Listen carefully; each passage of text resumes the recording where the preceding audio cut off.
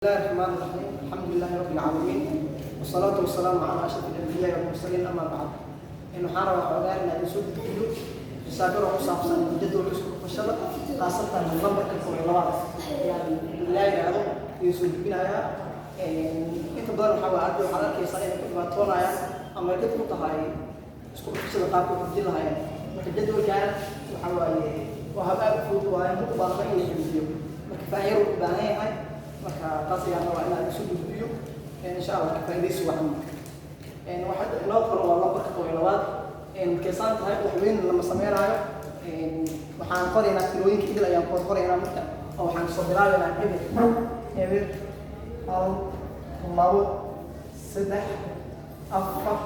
shan waa ka boodinaa lix ayaan ka boodinaa toddoba aan leenahay sideed sagaal toban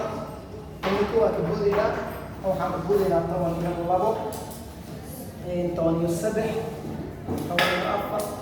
toban iyo shan toban iyo lix toban iyo toddoba waan ka boodinaa toban iyo sideed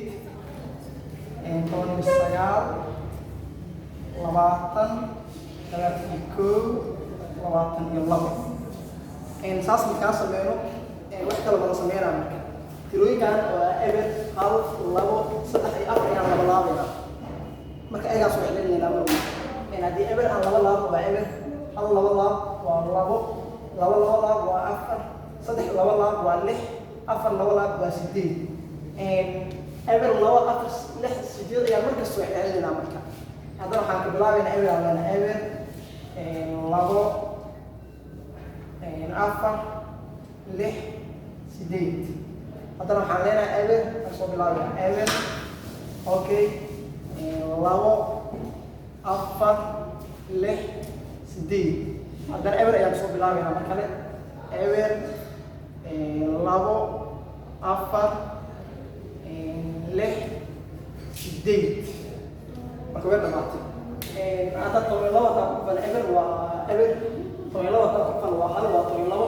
labo ku dhufo waa labaatan afar saddex ku dhufo waa soddon iyo lix afar ku dhufo waa sideed shan ku dhufo waa lixdan wuxuu ahaa lix ku dhufo waa todobaatan iyo labo ilaa ay ka gaarno toban labo ku dhufo toban sagaal oo ah labo boqol ilaa sideed marka waa hal aad u sahlan dhowr mar fiirso waa fahmaysaa insha Allah waxaan ku wada doonayaa inaad kilaalkan aad la socotiin inbadan waxaa isu gudbinayaa xisaab aad fudud oo aad si dhaqso ku fahmi doontaan insha Allah asalaamu calaykum waraxmatullahi wabarakatuh